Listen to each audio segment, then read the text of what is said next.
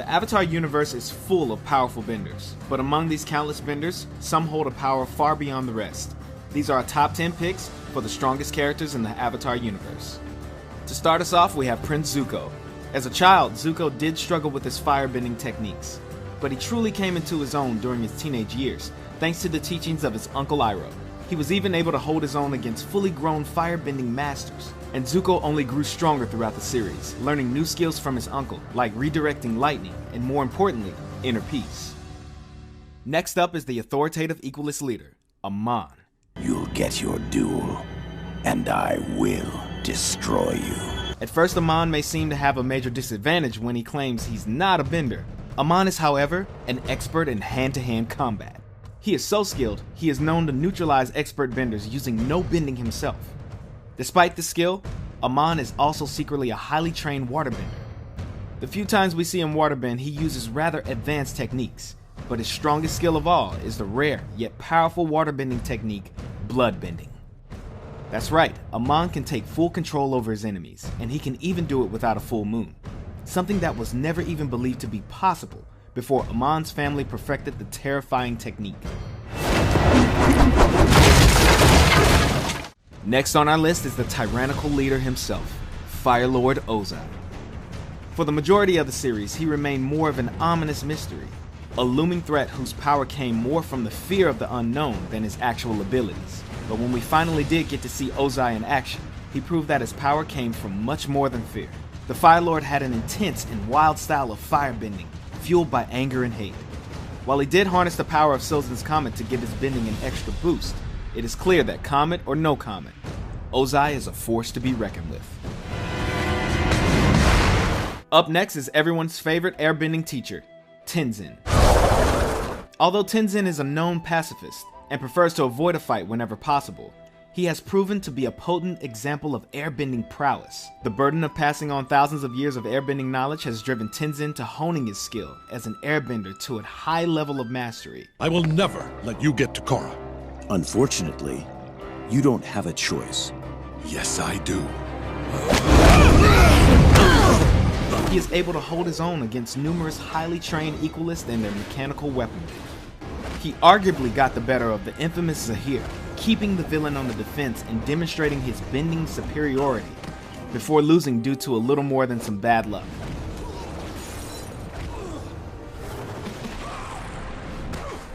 All in all, we think Tenzin could easily take Zahir in a fair fight. Strength seems to run in the family because our next entry is Tenzin's mother, Katara. Oh, great. You again. Yeah, I didn't think so. From the very beginning, Katara's sheer determination to hone her waterbending skills, even without a teacher, was a demonstration of great strength. Let's do this. From that determination, we saw Katara grow as a bender throughout the series, collecting skills like state changing, healing, and even bloodbending.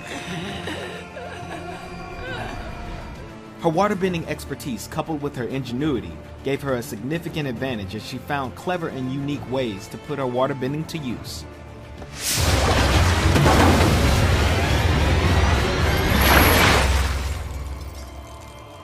Although Azula is only 14 years old, she is regarded as one of the most fearsome firebenders of her time.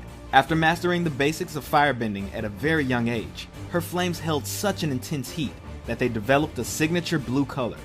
In addition to her standard firebending, she quickly advanced onto more complicated powers, like the ability to generate and control lightning, which is regarded as one of the most powerful and dangerous techniques in a firebender's arsenal. She has also proven time and time again to be a skilled combatant and strategist, and was often able to use her smooth demeanor to get inside her opponent's head. Azula's cold and relentless personality added to her immense physical power that made her a fierce leader, as well as a frighteningly dangerous foe to any who would dare cross her. What is wrong with that child? Next up is Toph Beifong, aka the Blind Bandit. I am the greatest earthbender in the world! Don't you two dunderheads ever forget it! Though you wouldn't know it by visiting her home in Ba Sing Se, Toph is an earthbending prodigy. Her mastery of the craft allowed her to perfect the technique of using earthbending to detect vibrations in the ground, giving her a hyper-awareness of her surroundings. Not only did this replace her sight, but it allowed her to anticipate her enemy's every move and could even inform her if someone was lying. He's not lying. How can you tell? I can feel his breathing and heartbeat. When people lie, there's a physical reaction. He's telling the truth. And we haven't even scratched the surface. Toph is able to use her earthbending for countless applications, whether it's to protect her allies, immobilize her enemies, or even mobilize herself. Toph has a skill for almost any situation. Need a ride? She has even gone as far as to invent and master an entirely new form of bending. Have I ever mentioned how sweet it is that you invented metal bending? You could stand to mention it more. When Toph runs into something she struggles with, she puts her rock-like willpower to the task until she's mastered that as well. Woo! Toph, you rule. Don't let his good nature fool you, because beneath Iroh's optimism and wisdom comes a raw power that only experience can bring. As one of the few firebenders of his time that understood how to firebend without resorting to anger, Iroh had a high level of mastery over the art. Though he would usually prefer to avoid a fight, he was not afraid to demonstrate his ability if the need presented itself.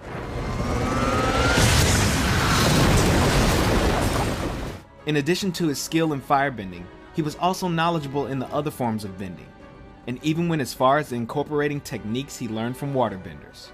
And as if that's not enough, Iroh was also a master tactician in battle, and was even once considered the Fire Nation's top general. Centuries from now, people will study the great Admiral Zhao, who destroyed the last of the Water Tribe civilization. You're lucky you're here to see it. Be careful what you wish for, Admiral. History is not always kind to its subjects. Avatar Korra showed she was capable of the basics when she was a little more than a toddler. I'm the Avatar! You gotta deal with it!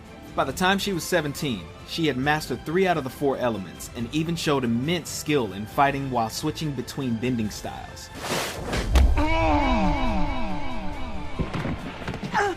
Chump. Water, fire, and earthbending came to her as naturally as breathing, as she pulled off advanced techniques with little hesitation.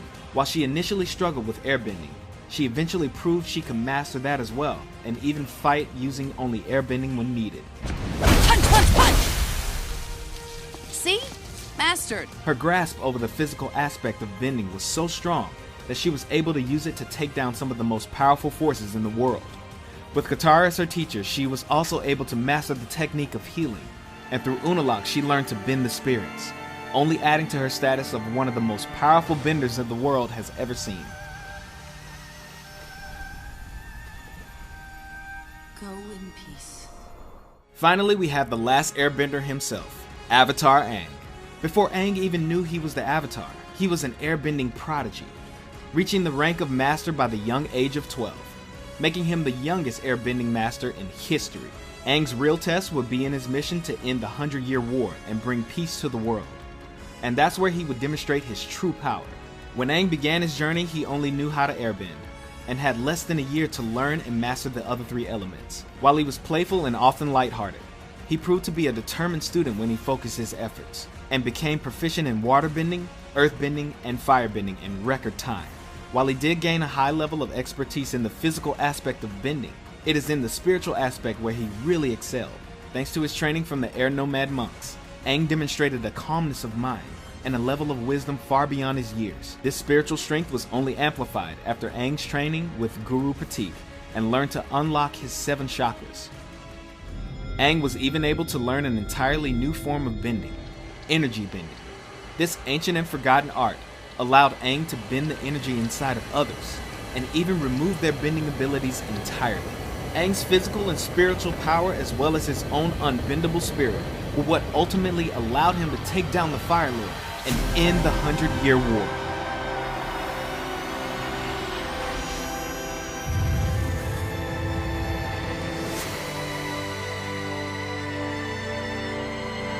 Who do you think is the strongest character in Avatar? Let us know in the comments below. That lemur! He's earthbending! No, you idiot! It's the girl! Oh, of course.